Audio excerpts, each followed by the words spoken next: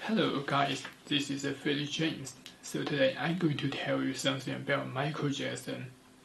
Okay, let's go. On June 25th, 2009, something impossible happened. The king of pop, the most famous entertainer on the planet, was rushed to a Los Angeles hospital. Within hours, the news spread across the globe. Websites crashed. Newsrooms panicked. Fans gathered outside hospitals in disbelief. Michael Jackson was announced dead at 2:26 p.m. He was only 50 years old. But what really happened inside the rented mansion in Hollywood Hills that morning? Was it an accident? Was it an addiction? Was it a criminal negligence? So tonight, we're going to examine the final hours, the medical evidence, the trial, and the unanswered questions that still surround his death. In early 2009, Michael Jackson was preparing for what many believed would be the greatest comeback in music history.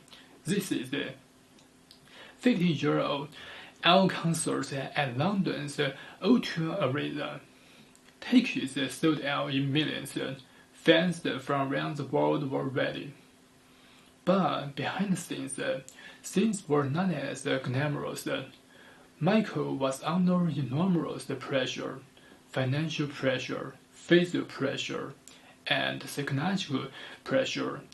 He reportedly suffered from chronic insomnia.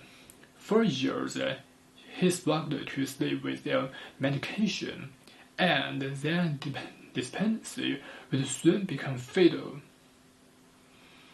These powerful interventions anesthesia used in operating rooms. It is designed for surgeries. It requires oxygen monitoring. It requires heart monitoring. It requires trained medical supervision. It is sometimes called milk of anesthesia because of its wide appearance. It is not meant for home use. Yet, on June 25th, 2009, Propofol was being administered inside Michael Jackson's bedroom. Why? Because, according to his personal physician, Dr. Cornell Murray, nothing else worked. Michael wanted to sleep. Not rest, not relaxation, just sleep. According to court testimony, in the early morning hours, Dr. Murray gave Michael Jackson several sedatives. When those failed, he administered Propofol. At some point, Michael stopped breathing. Dr. Murray claimed he left the room briefly. When he returned, Jackson was unresponsive. There was no proper monitoring equipment, no anesthesiologist present, no emergency setup. Instead of immediately calling 911, Murray attempted CPR. Minutes passed. Finally, emergency services were called, but it was too late. The Los Angeles court coroner ruled their death a homicide. So what caused his death? Acute protocol intoxication, not suicide, not natural causes, homicide, meaning death at the hands of others. That word shocked the world. In 2011, Dr. Cornell Murray stood trial. Prosecutors argued he abandoned basic medical standards. He administered a surgical anesthesia in a private home. He failed to monitor his patient. He delayed calling for help. The defense argued Michael was desperate for sleep.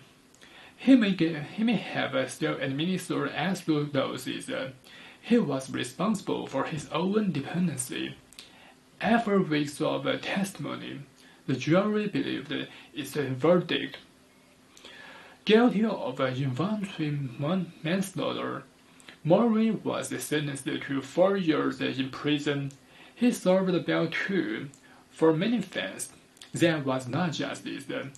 For others, it closed the case.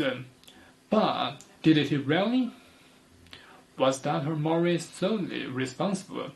Or was this the result of years of fame, pressure, or pharmaceutical dependency? Michael Jackson lived under a microscope.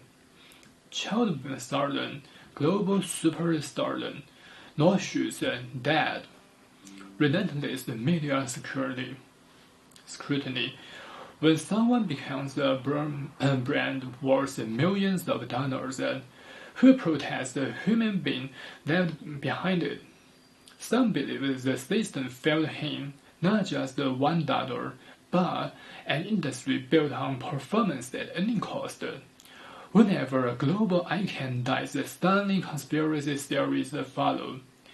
Some claimed he was killed for insurance money, he knew too much, he was planning something controversial.